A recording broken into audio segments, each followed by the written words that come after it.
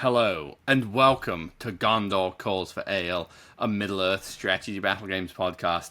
This is episode 83, and I am your host, Sam Gallagher, and with me, as always, is my brother, Ben. Hello, listeners and viewers. Welcome back to the show, and thank you for joining us today, or afternoon, whatever time of the day it is when you've joined us. Thank you. Yes, thank you. We appreciate your viewer or earship.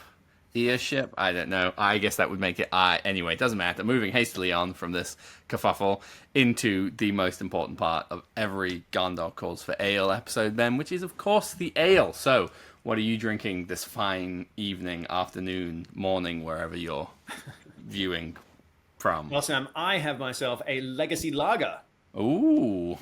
Not all who drink it have gone into the West, but some of these profiles might be going that way. I don't know. I don't really have a punchline for it. I just like the legacy lager. That's good. I like it. What about you, Sam? What are you drinking for this episode? Well, Ben, I'm having a Legacy of the Rings. One brew to rule them all, one pint to bind them. Nice. Delicious. So, in case those so appropriate beers didn't cue our dear listeners or viewers into what we're talking about this episode, Ben, would you like to give us a quick run through? Absolutely. We once again have not attended any tournaments recently, so you don't get to listen to us talk about games. You get to listen to us talk about the legacy profiles. Sam and I are going to do a screen share. We're going to look through the legacy profiles, starting with the good guys, the best guys. That's right. And just give you our thoughts, feelings, and top tier competitive insights. Yeah, precisely. No, none of that on those profiles.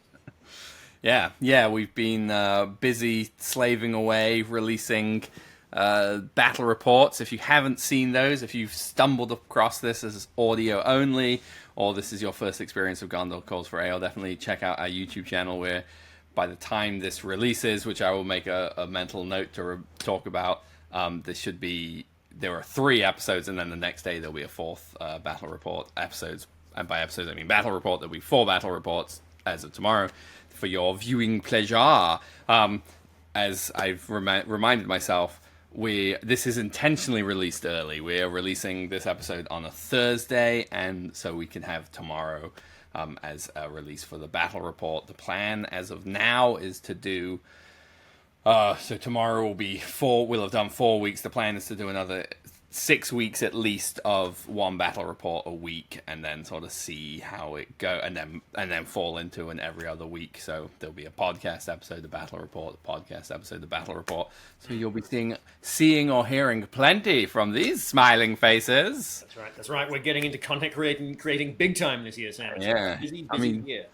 Basically, we're the best around, and nothing ever going to keep us down, because we're the best.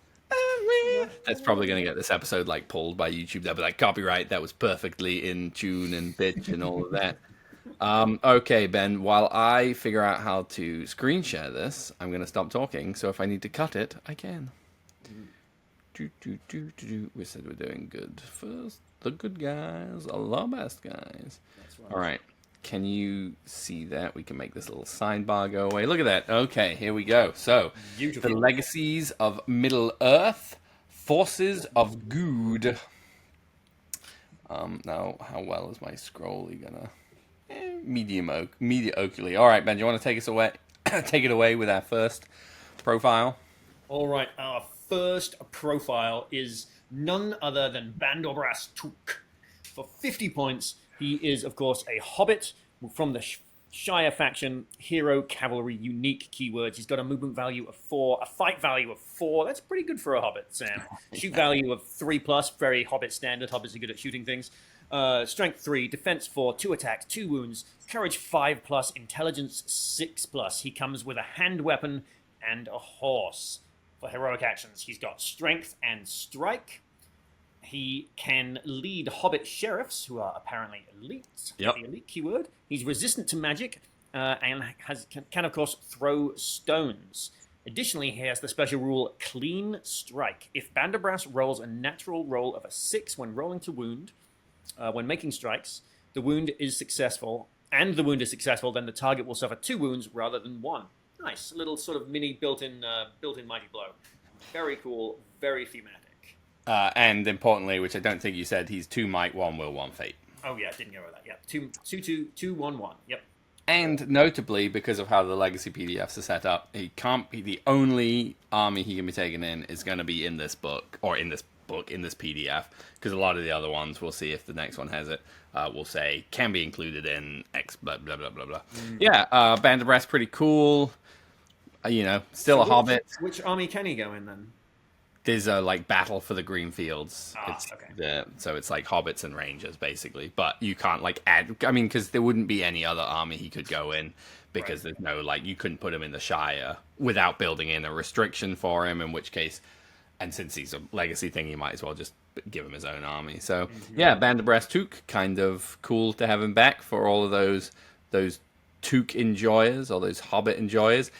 Here we go. I'm going to take away the next one. I'm very excited to see he's got a profile again, which is of course the Knight of the White Tower, 75 points, move 6, fight 6. That's an upgrade. Shoot 4+ doesn't make a difference. Strength 4, pretty nice. Defense 6, 2 attacks, 2 wounds. Courage 6+, intelligence 5+. It'd be pretty smart to be a knight. 2 might, 1 will. He's a grade above the rest of the Gondorians.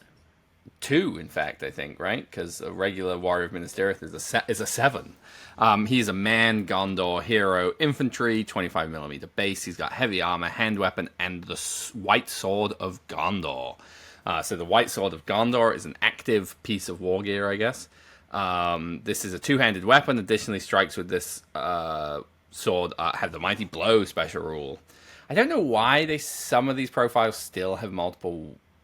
Why does he have a hand weapon and the white sword? Because I don't think there's any rule in the game that can currently destroy. Well, it's so that you don't have to two-hand. So if you don't want to deal with them, -1. And now the broadsword rule is baked into everyone. Which is special things. So now he gets Mighty Blow instead, which is pretty cool. He always had that. Oh, did he? Yeah. Just kidding. So then he's got special rules. He's got the Blade Lord skill, active special rule. If this model is engaged in combat with an enemy hero, he may reroll a single d6 in the dual roll. Pretty cool. And he's a Knight of the White Tower, can be included as a hero of fortitude in Minas Tirith, atop the wall, and defenders of the Pelennor. Top the wall. That's Atop the wall gets some pretty cool stuff out of the legacy PDFs. Any particular thoughts on the Knight of the White Tower apart from he's awesome? Yeah, he is awesome. I didn't realize he was in Atop the Wall, and might have to give Knight of the White Tower and the White Wizard a go. Yeah. All right, Ben, you want to take us away with the next one? All right, here we go. Andborn, Ranger of Ithilien. 40 points, movement value of 6, fight value 4, shoot 3+, strength 4, defense 5, 1 attack, 1 wound, courage 6+, intelligence 6+, 1 might, 1 will, 1 fate. Race man, faction Gondor, hero, infantry, and unique on a 25mm base. We've got armor, a hand weapon, and a bow, and heroic accuracy for his heroic actions. He comes with sharpshooter, which is pretty nice, and woodland creature, which is awesome. And he has another special rule called lethal aim. Each turn, Andborn gains a free point of might that can only be spent on shooting attack of either to hit, to wound, or in the way test. If this free might point is not spent by the end of the turn, it is lost. That's pretty awesome. I really do like that rule. I think there's a couple of people that have had it over the years, and it's fun. And he can be taken as a minor hero in the garrison of Ithilien. Nice. Yeah, pretty cool. I think these 2 Ranger heroes, I assume the next one coming up, is interesting to sort of put into Legacy, because I was going to mention that, actually. They're both mentioned by name in the book, right? Mm-hmm. And they're both new models. So, yeah. Weird, but... Are they Forge World characters? Yeah. Well, I mean, not that Forge World really exists in the same way anymore, or is separated out, but yeah. I don't know if I mentioned, but the Knight of the White Tower has Strike, which is a fairly important piece of information about his profile. But yeah, and then here we go, the other part of it. Andborn, I don't 100% remember if he's mentioned in the book, but Balon 100% is. 40 points, same, I think, exact profile. Shoots on 3+, fight 4, strength 4, defense 5, 1 attack, 1 wound, 6/6 for courage and intelligence, 1/1/1, might will fate. All of the same kind of stuff. Armor, hand weapon, bow, heroic accuracy, woodland creature, and he's got the bird calls active special rule. Mablung and any ranger of Gondor, including Faramir, Damrod, Madril, and Andborn within 6 inches of him gain the Stalk Unseen special rule. Additionally, Mablung in any ranges of Gondor, including the above mentioned, within 6 inches of him ignore the Stalk Unseen special rule. Super good, and can be included in the garrison of Athelion. I think you probably take Mablung before you take Andborn, honestly. The Sharpshooter is nice, but given that you can get Sharpshooter anytime you declare it, the turn you declare heroic accuracy, yeah, probably do. The ignore Stalk Unseen on opponents is hilarious. And gaining it, because now you just win the shooting war for sure. All right, onwards. More heroes for Gondor. We have Kirian, Lieutenant of Amon Barad. There we go. 65 points. Movement 6, Fight 5, Shoot value 3, although I don't think that matters. Strength 4, Defense 6, 2 attacks, 2 wounds, Courage 6+, Intelligence 6+, 2 might, 2 will, 1 fate. Man, Gondor hero, armor, shield, and hand weapon. He's got Heroic Resolve and Heroic Strike. Cool. Did he used to have Resolve? I don't know, but Resolve is cooler now. All right, special rules. Boldest of the bold. Kirian gains a bonus of +2 courage test when attempting to charge an enemy with the Terror special rule. Additionally, when an enemy model with the Blades of the Dead special rule makes strikes against Kirian, he treats his courage value as a 4+ rather than a 6+ before any modifiers are applied. That's really nice. So Blades of the Dead, not so good against him. And he can be taken as a hero of Fortitude in the Minas Tirith army list. Nice. And more importantly, in another army list, which we will look at later, I'm super excited, which is, I think, one of the coolest army lists available from these Legacy PDFs. So, yeah, it's funny. Why doesn't it mention that one on there? That is funny. Because they're in here and they specifically say what they. Why does he have a shoot value of 3+ and no wet shooting weapon? Well, because he's an expert archer and therefore it must be known. All right, we've got next up, we're moving slightly away from Gondor into some fiefdoms. Man at Arms of Dol Amroth, 10 points, move 6, fight 4, shoot 4, strength 3, defense 5, 1 attack, 1 wound, courage, and intelligence both of 7+. Man, Gondor, Dol Amroth, warrior, infantry, 25mm base, standard stuff, heavy armor, hand weapon, and pike. We've got special rules, Pride of Dol Amroth. While within 3 inches of Imra Hill, this model gains +1 bonus to its fight value, and he can be included in the following army list: Defenders of the Pelennor, Men of the West, the Fiefdoms, the Grief of Eomer. I'm not gonna lie, I'm not excited to see the pikemen back. Everyone who had them has wiggly, fine cast pikes. That makes me sad. I don't think that army is overly. I don't think pike block armies tend to be my favorite anyway. So, but I know a lot of people who were big fans of how the old Dol Amroth played are very happy to see this guy back. So, for 10 points, seems pretty good. Yeah, fight 5 infantry. I guess there are elves that do it, but not my favorite thing in the world. Yeah. I mean, it's only fight 5 when you stick Imra Hill with them, and he's probably got more exciting things to do anyway. That's fair. All right, Ben, you want to take us into Rohan? Yes, moving further from Gondor into Rohan, we are taking it off with Grimbold of Grimslade. 65 points. Movement 6, fight 5, shoot 4, strength 4, defense 5, 2 attacks, 2 wounds, courage 6, intelligence 6+, 2 might, 2 will, 1 fate. Pretty standard captain profile there. Coming with an armor and a 2-handed weapon, Sam. So unlike the Knight of the White Tower, he is always a 2-handed weapon. He has some options. When Warriors of Rohan in Grimbold's Warband may be upgraded to Hellmengers for +1 point value per model and receive a strength value of 4 rather than 3, and Grimbold himself has the Mighty Blow special rule. He can be taken as a hero in Fortitude in the Kingdom of Rohan and the Fords of the Eisen. Oh, that's kind of nice. I mean, he was always in Fords of the Eisen, but he's still there. Because otherwise it's just Theodred and Elfhelm. Yeah, I mean, he basically didn't change, I don't think, right? Except did he lose a point of might? Was he 3 before? I'm honestly not even sure. Yeah, but, a fine inclusion if you want to be on brand, that if you want to play a little more themed. And Strength 4 Rohan, definitely super solid. Strong, yeah, absolutely. All right, here we go. We've got Urkenbrand, Captain of Rohan, for 90 points, Fight 5, Strength 4, Defense 7, 2 attacks, 2 wounds, Courage and Intelligence, both of 6 plus, 2, 2, 2. He's obviously Man Rohan. He's Hero Cavalry unique. He's got heavy armor, hand weapon, shield, horse, and the Horn of Helm Hammerhand. I do kind of like that they just gave him the Horn of Helm Hammerhand, and it's exactly the same, I believe. It's a unique war horn, so it makes him dominant too, which is pretty cool. Additionally, once per game at the start of the move phase, Urkenbrand can unleash a fearsome blow of the horn. That's a weird way to phrase that. Of the Horn of Helm Hammerhand until the end phase of the turn. Enemy models within 24 inches of Urkenbrand suffer a -1 penalty to any courage test they are required to make.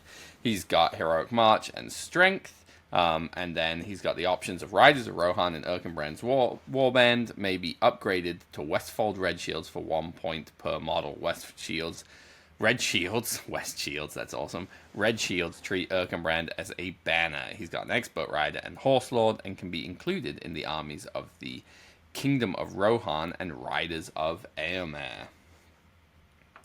You were a fan of Urkenbrand in the previous edition, Ben. How do you feel about Urkenbrand now? I think he's had a little bit of a downgrade, if I'm honest. Not that I don't like to play the comparing to things that was and things that are game. At least in the Riders of Éomer, I liked him a lot better in the last edition because the Warhorn gave your army +2 courage, which was really helpful to the Riders of Éomer as like sort of to fix any courage issues they might have. And he used to have strike. Now he has strength instead, which is strike on a Fight 5 hero though. Yeah. Might be a bit also definitely had 3 might, but most captains have been losing might, so that's yeah. Yeah, still cool. Still cool. Cool to have him back, but nothing to write home about, perhaps. Yeah. I do know that there was a edition, I think like 2 editions ago, when the Westfold Red Shields got +1 fight instead of the banner reroll, and that would make him much more exciting, I think. I'm not surprised that they didn't do it just because they've been reducing the size of many banner effects. But it would have been cool if the upgrade made them he counted as a 6-inch banner rather than just the standard 3. But ho hum. He's back in the game, baby. So if you were a big fan of Urkenbrand, you can still play him. So that's cool. All right, so onwards into our next profile, Sam. Still in Rohan, we have the King's Huntsman. Did I read the last one? No, I did. You did. All right. So yeah, I'm reading this one. King's Huntsman. Shoot value. We've got a fight value of 3, a shoot value of 3+, strength 4, defense 5, 1 attack, 2 wounds, courage and intelligence both 6+, 2 might, 1 will, 1 fate. Comes with an armor, a hand weapon, and a longbow. Ooh, nice to have the longbow. Heroic actions are heroic accuracy, and the special rules are sharpshooter and master archer. The model only fails an in-the-way test on the roll of a natural 1. Additionally, if this model slays an enemy hero or monster model with a shooting attack, then you may restore this model's might to its starting... Whoa, then you may restore this model's might to its starting value. Wow, it's not just +1 might anymore, it's just get all the might back. Also, he may be taken as a minor hero in the Kingdom of Rohan, Defenders of Helm's Deep, Army of Edoras, and Fords of the Eisen. Nice. Yeah. I mean, I think he's probably more expensive than he was, but he's certainly still doing the same thing. Sharpshooter clears up any questions as to whether he can choose to shoot the horse and then fail. You still have to roll the in the way. This time you're just like, nope, I'm shooting your horse. So that's kind of cool. The in the ways thing is still really good, and if you can get him to kill a hero or monster, you're like happy to spend. You get something down to 1 wound. You're like, I'll blow both might to kill it because I get them back. So it's kind of cool that he's in Defenders of the Helm's Deep because you could kind of run him like a budget Legolas. Or just do an army. Use the Aldor the Archer model instead. Well, he's got rules, I think. Yeah, I know, but just use the Aldor the Archer model because he's cool, and then. Yeah, but he's got rules, and it would be very confusing for people. But this worked out. this worked out well. I get to read one of the other really cool profiles I think that they've re-released, which is of course Aeol the Young, for 120 points. Got some upgrades here, people. He's got Fight 6, Shoot 4+, which is relevant, Strength 4, Defense 7, 3 attacks, 3 wounds, Courage is Intelligence, both of 5+, 3 Might, 2 Will, 2 Fate. All the keywords you'd expect him to have: heavy armor, hand weapon, shield, throwing spear, and Loth. How are we pronouncing that? Whatever. He's got a fancy horse whose name. Felaroth? Sure, we'll go with that.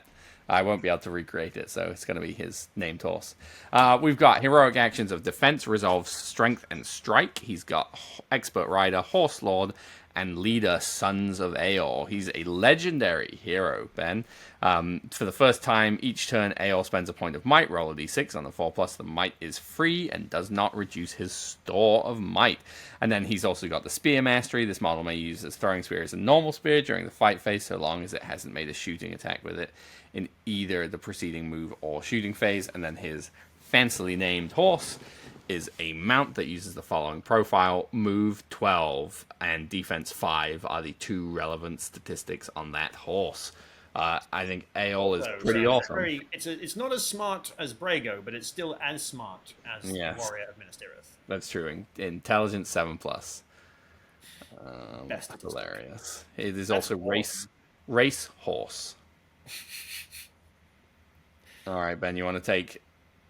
Look at the Sons of Aeol. Coming along with Aeol, we've got a fight value of 4, shoot 4+, strength 4, defense 6, 2 attacks, 1 wound, courage and intelligence, both of 6+, heavy armor, hand weapon, shield, and armored horse.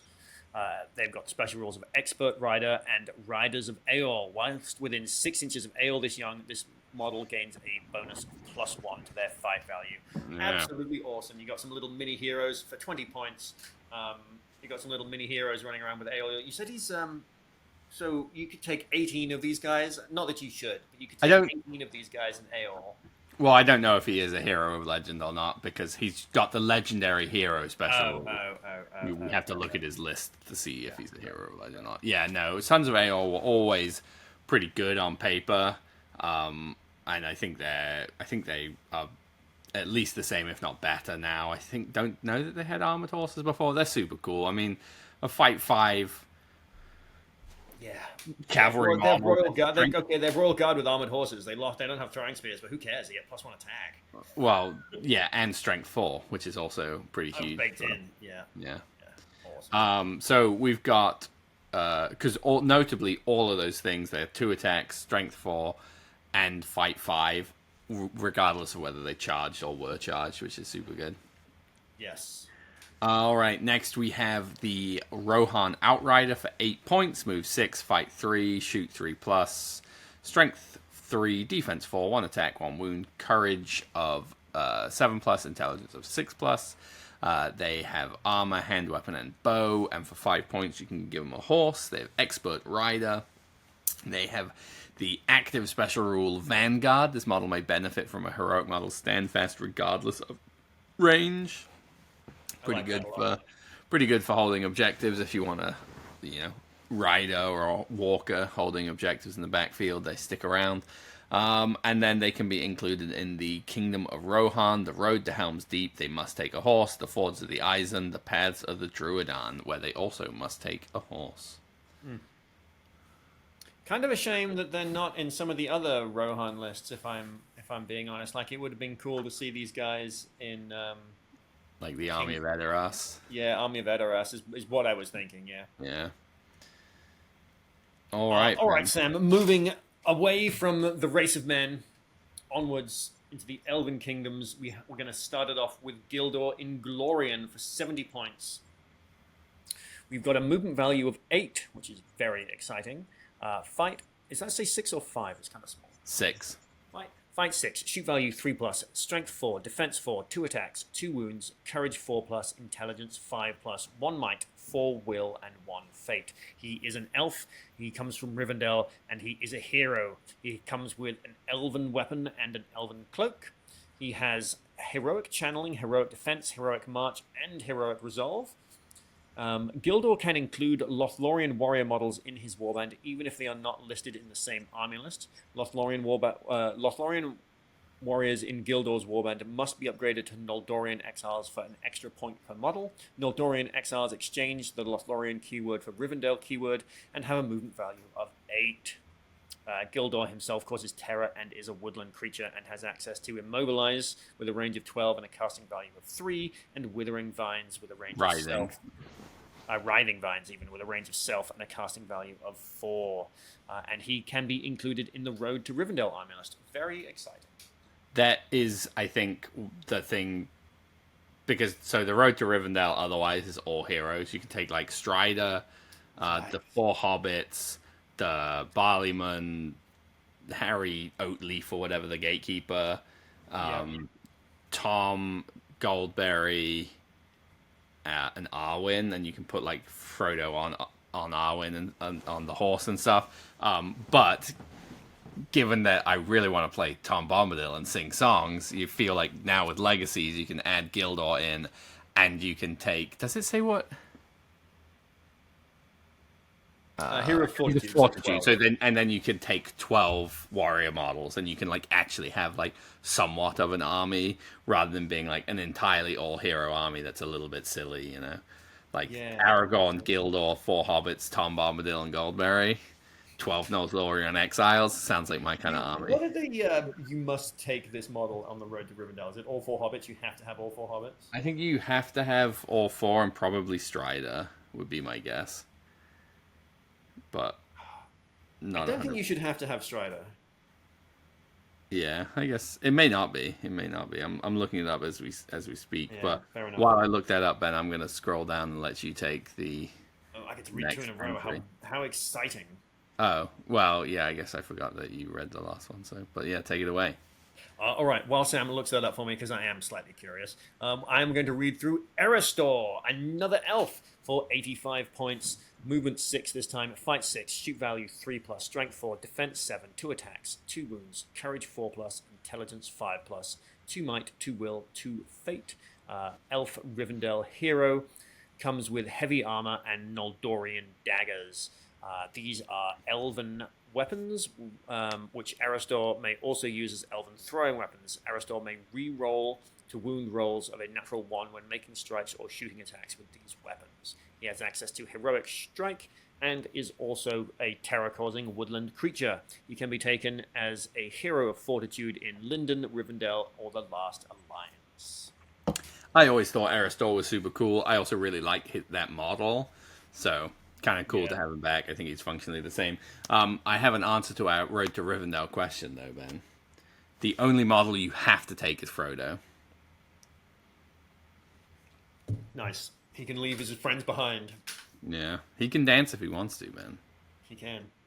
All right, now we're going to move into the Rivendell Stormcaller. It is a 65-point hero model with move 6, fight 5, shoot 3+, strength 3, defense 4, 1 attack, 2 wounds, courage and intelligence of 5, 1 might, 3 will, 1 fate.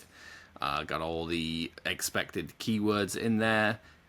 Notably is not unique, I guess, is the important thing. He's got Wargate of Armor and Elven-made hand weapons, plural. He's got multiple of them. He has the heroic actions of Channel. He's a woodland creature, and he's got power. Powers of nature. This model may, if this model rolls a natural 6 during the casting test, upon completion of the magic power, it regains a number of will equal to the number of will spent during the casting test. So 1/6, and you get all 3 back. It's not bad. He's got Core Winds. Core Winds on a 3+. He's got Foil Magic on a 4+, and Strengthened Will on a 4+. And he can be included in Linden and Rivendell. Nice. Core Winds knocks you over. Is that what that? And backwards and over? I don't think it knocks you over. It just pushes you. It's just the push part of Sorcerer's Blast. Gotcha. Which can push you out of combat, which is very good. I'm going to take 2 profiles in a row, Ben, because the next one we have is the Lothlorien Stormcaller, who I believe is slightly different. It is the same stats, equipment, and heroic actions. Powers of nature is the same. Its spells, however, are different. Core winds on a 3+ the same. Enchanted blades on a 4+, and writhing vines on a 4+. Nice. That seems kind of fun. Yeah. So Also, that's notably cool. the Laurian keyword rather than Rivendell. Well, yes, also that. All right, Ben, you want to take us into the next profile here? Yes. Yes, we'll be looking at some shorter profiles. Ha ha ha. Uh, Well, they are the dwarves! Just kidding, their profiles are just as long as everybody else's. Balon the Dwarf, King of Moria for 110 points. Movement value of 5, fight value 6, shoot 4, strength 4, defense 8, 2 attacks, 2 wounds, courage 4+, intelligence 4+, 3 might, 3 will, and 1 fate. Comes with heavy dwarf armor and Durin's axe. This is a unique Master Forged two-handed weapon. Additionally, Balon may re-roll a single d6 when making a dual roll. Nice, that's always good. He comes with heroic defense, heroic march, heroic resolve, and heroic strike. And he has the leader Khazad special rule. Additionally, he is a Longbeard. During the priority phase, after the roll for a priority has been made, Balon may spend a point of will to allow his controlling player to re-roll their priority dice. Nice.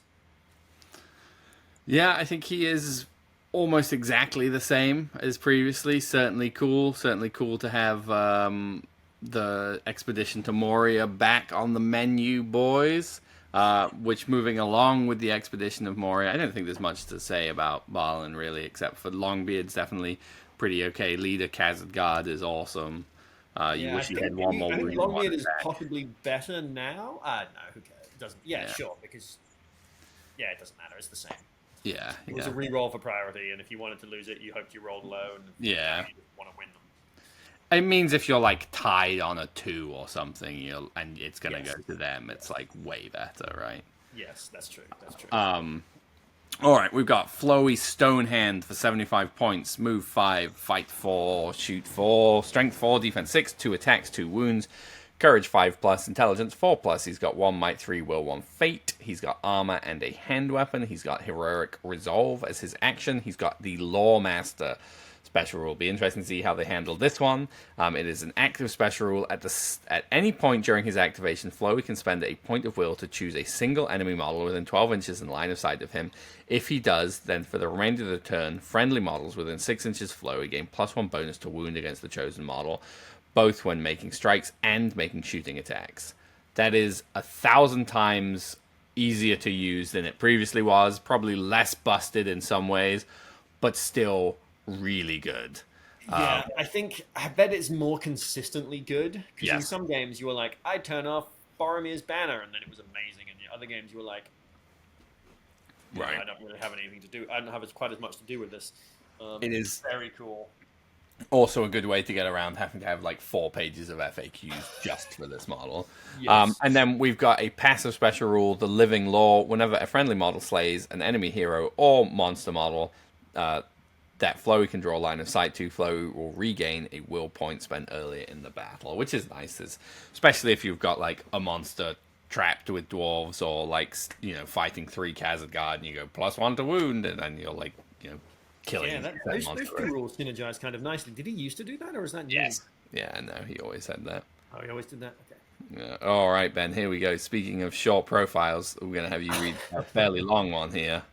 All right, the King's Champion for 140 points. The King's Champion is made up of the King's Champion and 2 heralds, and will count as 3 models. The King's Champion is always the captain of the warband, and the 2 heralds as its followers, taking up the first 2 spaces in the King's warband slots. The heralds always count as independent heroes in the King's warband.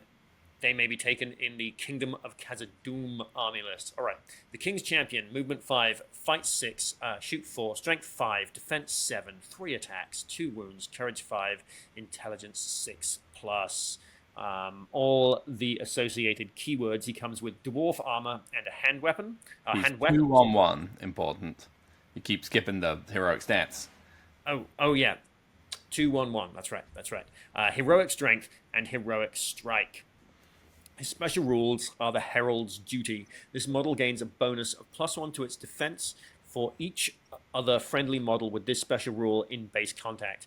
If you have multiple King's Champion in your army, they will only get this bonus for being in base contact with models from their own warbands. Nice, that makes sense. You can't just have a bunch of King's Champions in a blob. And the Herald profile, fight 4, strength 4, defense 7, 1 attack, 1 wound, courage 6, intelligence 6+, 0 might, 1 will, 2 fate.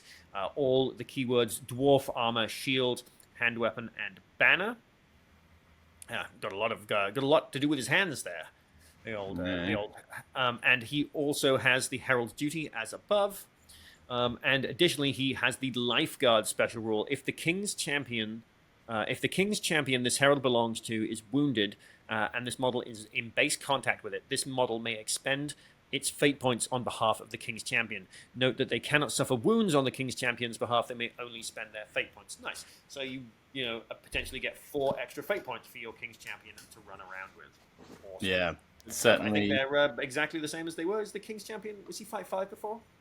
No, I think he was fight 6. Yeah, just the same as he ever was. I think they essentially were. We're gonna move through some more here. We've got the Dwarven Shield Bearer, or the Dwarf Shield Bearer for 60 points. Fight 5, strength 4, defense 8, 2 attacks, 2 wounds, courage and intelligence of 6+, 1 might, 0 will, 0 fate. Dwarf armor, shield, and hand weapon. In the defense of the king during the declare heroic action step of the fight phase, if a friendly dwarf general is engaged in combat and within 6 inches of this model may declare a free heroic combat. If this heroic combat is successful, then this model must use the following move to join the friendly dwarf king's model's combat. If this is not possible, then this model must move as close as possible to the dwarven general. This model cannot use this special rule if it's in the same combat as the dwarf general, and he can be included in the Khazad-dûm special rule army. I think functionally the same, still pretty okay. 3 heroic combats, not bad. Defense 8 with a shield and 2 attacks, certainly solid. Oh, another long profile for me. Murin and Dra for 140 points. They can be taken as heroes of fortitude in the army of the Iron Hills. All right, we've got Murin, fight 5, shoot 4+, strength 4, defense 8, 2 wounds, 2 attacks, 2 wounds, courage 5+, intelligence 6+, 2 might, 2 will, 2 fate. Dwarf Iron Hills, infantry hero unique, dwarf armor, shield, and Khazazil. This is a unique weapon, unique hand weapon. Murin gains a bonus of +1 to wound when making strikes against Orc, Goblin, or Uruk-hai models. Nice. He has Heroic Strike and Mountain Dweller for his special rules. And then we've got Dra. Is your phone going off? Oh, my phone is going off. How rude. I can hear it vibrating. Sorry about that. Well, while I have you interrupted, I'm going to bring up the fact that Murin and Dra, you buy them as one choice for 140 points, but they each can lead their own warband. Oh, so good. So worth better anyway. Yeah, worth noting about these two now, because that is not how they previously worked. Yeah. All right. So we've got Dra. Fight 5, shoot 4+, strength 4, defense 7, 2 attacks, 2 wounds, courage 5, intelligence 5+, 2 for might, will, and fate. He comes with dwarf armor, a hand weapon, and a dwarf bow. He has heroic accuracy for his heroic actions, and special rules are expert shot, mountain dweller, and sharpshooter. So nice, making 2 shots with sharpshooter seems pretty nice. Especially with a strength 3 bow, not bad. Are the dwarf rangers shoot 3+? Yes. Bit of a shame for old Dra there, but hey, what you gonna do? But he's defense 7 instead of defense 5. Fair point. Yeah, I think Murin and Dra, again, super cool. I don't know that I'd bother adding them to Iron Hills. They were always a weird one to include in that army. They didn't really fit that aesthetic. But they once again go in, I think, one of the coolest lists the good guys have access to from these PDFs. So we'll get into some of those lists speaking now. of Starting with the Battle of Green Fields, the only list that can include Bandorast Tuk. So you've got a Hero of Valor, Bandorast Tuk for 50 points. I probably won't bother reading the points values moving on. You've got Heroes of Fortitude. You've got Ranger of the North. You can give it armor or shield. You've got Hobbit Militia. Yeah. You've got Spear, thank you. You've got Hobbit Militia. You've got Hobbit Archers. You can have a Warhorn if you want. And then you've got Hobbit Sheriffs. The Battle of Greenfields must always include Bandorast Tuk, who is the army's general. You've got some special rules. You've got the Bull Roarer. Bandorast Tuk can declare a free heroic combat each turn for free. Awesome. You've got Dangerous Folk wandering the wilds. Rangers of the North increase their attacks to 2. You've got Defend the Shire. Friendly Hobbit warrior models within 3 inches of Bandorast gain Dominant 2. Hilarious. And then you've got the Bounders. Whilst wholly within their deployment zone, friendly Hobbit models may reroll to hit of a natural 1 when making shooting attacks. You know, I might actually play this. I've certainly seen some ridiculous armies where it's like Bandorast, 12 Rangers, and like 80 Hobbits. So yeah, I don't think I'd play it at 800 points, but which I think is what that is. You get an absurd amount of bows there as well, I think. Yeah. All right, Ben, I'll let you take away one of the... Ooh, this is another one that I'm even more likely to play. The Fields of Calibbrand. We have a Hero of Legends, Sam. Hero of Legends. You could have 18 of them. Aeol the Young. For Heroes of Valor, we have access to a King of Men, which is very exciting, who could have a horse, heavy armor, a lance, and a shield. For Heroes of Fortitude, we've got access to a Captain of Rohan, who can have heavy armor and a shield. Captain of Rohan with horse. He comes with the horse there. Captain of Minas Tirith. For warriors, we have access to a Riders of Rohan, Sons of Aeol. Yes, Sam, Sons of Aeol. Warriors of Minas Tirith, and Citadel Guard. Oh, that's kind of cool, the Citadel Guard are in there. All right, so the rules for this. Fields of Calibbrand army must always contain Aeol the Young, who is always the army's general. Sorry, guys. Oreo, no, stop. That's his dog. Oreo is the dog. All right. Fields of Calibbrand army must always contain a King of Men, which must choose the Gondor keyword as part of the Kingdom of Men special rule. No other Kings of Men may be taken, so you can only get one. Rohan warrior models may only be in Rohan hero warbands, and Rohan Gondor warrior models likewise. Special rules. The birth of an alliance. Friendly models within 6 inches of both a friendly Rohan hero model and a friendly Gondor hero model gain a bonus of +1 to any courage or intelligence tests they are required to take. Just what good needs, Sam. Just what good needs. It's true. More intelligence tests. Gondor's last defense. Friendly Gondor models within range of an objective marker may reroll to wound rolls of a natural 1 when making strikes.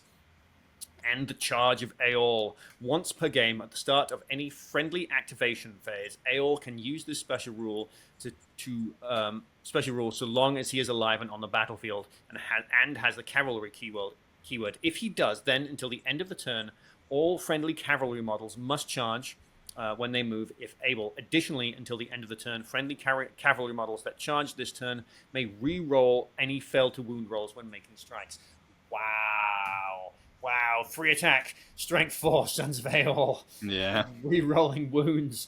Potentially fight 5 as well. Definitely not bad. Definitely nothing to sneer at. That looks like a good fun time. It's interesting that you have to have the King of Men in there. You can't just have Aeol and Rohan guys. Yeah, well, I mean, the whole theme of the army is Aeol riding to the defense of Gondor. It would be a little weird if you didn't have. Yeah, my thought was it means you can't play it at like 400 points with just Aeol. Sure. I guess I would respond with the whole point of this is the theme is, we had a whole edition where people were allowed to build the armies they wanted to build and kind of abuse the game. So it's sort of, I think I view it as part of the, like, you had nice things, you ruined nice things. Now you get what you get. Fair enough. But Fair enough. I think it's a super cool one. It is. Especially, Scholar, what's the base cost for a King of Men? It can be pretty cheap as a budget King 75. 75 points. That's not too bad. So you're paying probably at least 100, I would guess. You probably give him a horse and heavy armor. Yeah. So. Yeah, because the Charge of Aeol would affect the Gondor cavalry as well. Does it? It says all cavalry models. Well, you can't. I guess it would affect the king. You can't take any Gondor cavalry Yeah. outside of the king. All right, and then looks like Sam may be taking 2 in a row here. We've got the Reclamation of Moria. We've got the hero of legend, Balon, the dwarf king of Moria himself. You've got heroes of valor. You've got a dwarf king, heroes of fortitude, Flowy Stonehand, Ori the dwarf champion of Erebor, or even the dwarf champion of Erebor, dwarf captain, king's champion. Minor heroes, dwarf shield bearers, dwarf warriors. You've got dwarf warrior. They can take a banner, warhorn, dwarf bow, shield, two-handed weapons. So all of the options. Dwarf ranger, dwarf longbow, throwing weapons, two-handed weapons. Then you've got Khazad Guard and Iron Guard. You've got some additional rules. The Reclamation of Moria army list must always contain Balon, who is the general. Ori and Owen gain the Khazad-dûm keyword. We've got Reclaim Moria for special rules. At the end of the game, if you control more objective markers than your opponent, if applicable, or are in possession of more objective markers than your opponent, if applicable, you score an additional 2 victory points. This may never take the army's controller total victory points over 20. Models that escape the board carrying objective markers still count as being in possession of the objective markers for the purpose of this special rule. Then you've got a desperate defense. While this model is considered to be broken, friendly models gain +1 to wound when making strikes. And then you've got Balon's Last Stand. At the beginning of the fight phase, at the start of the declare heroic action step, any friendly dwarf hero model that would be considered trapped may declare a heroic defense for free, even if they could not normally declare a heroic defense. Any dwarf hero, I should note. Your warriors aren't getting free heroic defense. That'll be Pretty hilarious. cool. Pretty cool. The Reclaim Moria, I like the army special rules in this edition where you got an option to get bonus victory points for stuff. This is not my favorite one because it's a bit of a win harder. Yeah. But it could be interesting as potentially in I haven't done the numbers on it, but does it let you win domination if you just control 2 victory points, two objectives? I don't know. Instead of like you've got 5 objectives to control, can you just claim 2? And have your opponent only claim 1? No, if your opponent's got 3, you get extra victory points. If you control you have to have more objectives. objectives. Sorry, you have to have more. Yeah. Yeah. So really, it's a win harder one, which is not. I mean, I think there's like seize the prize, right? Where one of the I mean, there are certainly some where one of the objective is worth more points. So like you could potentially defend your objective and take the 2 flank and take the 2 flank ones. Yeah, that's interesting. Yeah. So yeah. But yep, Sam has taken 2 in a row because this is, I think, my favorite army in this PDF, which is the Expedition to the East. You've got an army with Heroes of Fortitude, Murin and Dra, Kyrian, Lieutenant of Amon-Barad, and Captain of Minas Tirith. For your warrior options, you've got Dwarf Warriors with all the fixings, Dwarf Rangers with all the fixings, Warrior of Minas Tirith with all of the fixings, Knight of Minas Tirith. You can exchange your shield and lance for a banner. And then Ranger of Gondor with banner, warhorn, and shield. I don't think Rangers of Gondor can normally take a banner, can they? Or a warhorn. Sorry, spear. I said... I don't think they can, because they don't make models for them, so... that's an interesting one. We've got special rules. The general of the expedition to the east must always be a unique hero. Dwarf warriors may only be included in the warband of dwarf heroes. Gondor warriors may only be included in the warband of Gondor heroes. So that all checks out. And then we've got some special rules. We've got campaign in Rune. Friendly warriors gain the hatred Easterling special rule. We've got an unlikely allies. Friendly dwarf warriors may reroll to wound rolls of natural 1 while within 1 inch of friendly Gondor models. Friendly Gondor models may reroll wound rolls of a natural 1 whilst within 1 inch of friendly dwarf warrior models. It's fine, I can talk, don't worry about it. And then we've got Spoils of War. At the start of the game, before either army has deployed, your opponent secretly chooses a piece of terrain on the board. This contains the treasure your army is seeking. If a friendly model ends its activation in base contact with a piece of terrain and is not engaged in combat, it may search the piece of terrain. If it does, your opponent must reveal if this was their chosen piece of terrain. If it is not, nothing happens. If it was, the model discovers the treasure and leaves to return it to Minas Tirith. Remove the model from play if it does not count as a casualty. If at the end of the game you have discovered the treasure, you gain an additional 2 victory points. It can never take the army's controlling player victory points above 20. I think it's awesome. That's so cool. And I kind of like the, like, as you move up the board, right, you touch a bunch of terrain features and you go, is it any of these? And your opponent's like, no, I picked one all the way on the outside of flanks, obviously. And you're like, that's fine. My one Knight of Minas Tirith, he's on a quest. Right. He's on a quest. He's Exactly. riding. He's going to check all the terrain. I guess this is one where you hope you're playing a person who's not gonna like, oh yeah, like either lie to you, right? But you always hope that that's the case, or isn't just isn't like, oh, well, I thought every single individual tree was like there are some boards where there are a bunch of trees. You need some amount of defining what counts as an objective. Absolutely. I mean, there are many units that need that done. Like the Goblin Mercenaries, you need to walk around the board and be like, I cannot pop out of these, Yeah, I can't come out of here. Like, this is like, you cannot say that the treasure is buried under the roots of this one tree. It's like, Right. It's in the forest. Yeah. Well, Ben, I'm just looking at the time, Whoa. and we have a third guest here today. I'm looking at the time. We're at 50 minutes. Do we want to plunge on into the evil side and have a long episode, or which could be fun and exciting, or do we want to call it here and do evil and eke out our exploration of? I'm not opposed to having a long episode, but I do think we should think about calling it here because there are more evil profiles than good to go through for once. And as case in point, some of the evil profiles are long and chunky. Kimul the Easterling here has a full page just to himself.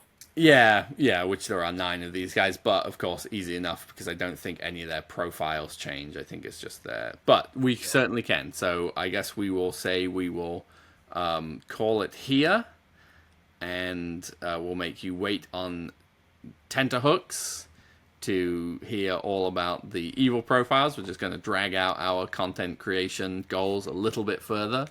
I did not think that would take that long. Yeah, no, I mean, reading through them at the beginning, I was like, oh, why are we flying through this? I was like, oh yeah, we're going to try and get through both, and then we got bogged down somewhere and started having a good time.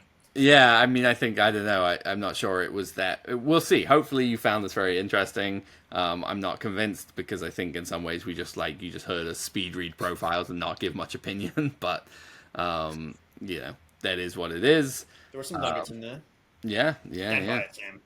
Yeah, no, it was great. It was probably the best version of this that has been done thus far by anyone. No one has ever done a profile summary as good as this. Yeah, it's true. Some say, Ben. All right, well, before we leave you, I think it's worth saying thank you for listening, thank you for watching. If you've enjoyed this and want more Gondor Calls for Ale, you can, of course, check out our Patreon, where we have half-pint episodes and ramblings and other things, and it is really what helps us keep the lights on and lets us keep doing this kind of stuff, especially now that we're doing battle reports. If you haven't checked out our battle reports, definitely please consider doing that as well. Give them a like, leave a comment, all of that stuff. Subscribe to YouTube. And finally, just need to mention that we are, of course, sponsored by the Baron of Dice, the producer of premium wargaming dice. They're beautiful, they're hand-swirled, they're resin dice with 0 microbubbles, and therefore are perfectly balanced. We also personally guarantee they'll roll 6s, at least some of the time. If you would like to get yourself some themed Middle-earth dice, you can use the link in the description of wherever you're viewing or listening to this episode, and also use the promo code capital G, capital C, capital A to get a discount on those dice. Just, backload all of that nonsense. Anything else you wish to say, Ben, before we call the episode? No. I had a good time. Looking forward to the next one. And, yeah.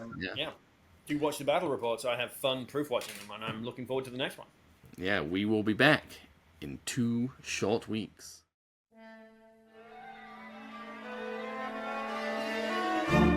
Thank you for listening to Gondor Calls for Ale. We hope you have enjoyed this episode. We, at Gondor Calls for Ale, are officially sponsored by the Baron of Dice, the producer of premium wargaming dice. These beautifully hand-swirled resin dice have no micro bubbles and are therefore perfectly balanced. With over 3,000 variants and unique designs, nearly every tabletop gaming system is represented. So check out the description of this episode for a link and a discount code. Go buy yourself some new dice and let the good times roll. We at Gondor Calls for Ale are not associated with Games Workshop, New Line Cinema, or the Tolkien Estate. We hope we have not misrepresented or offended anyone. These recordings are strictly recollections of games we've played and are not commentaries on the character or competence of our opponents. They are intended purely for entertainment, and we hope they will be taken as such. You can find us on Patreon, see the link in the description. Supporting Gondor Calls for Ale there helps us continue to produce these episodes.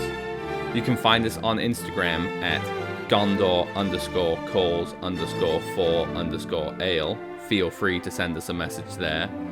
Or on Facebook as Gondor Calls for Ale, another great place to send us a message. Or you can send us an email at gondorcallsforale@gmail.com. As Boromir, Captain of the White Tower, once said, remember today, listener, today this episode was good.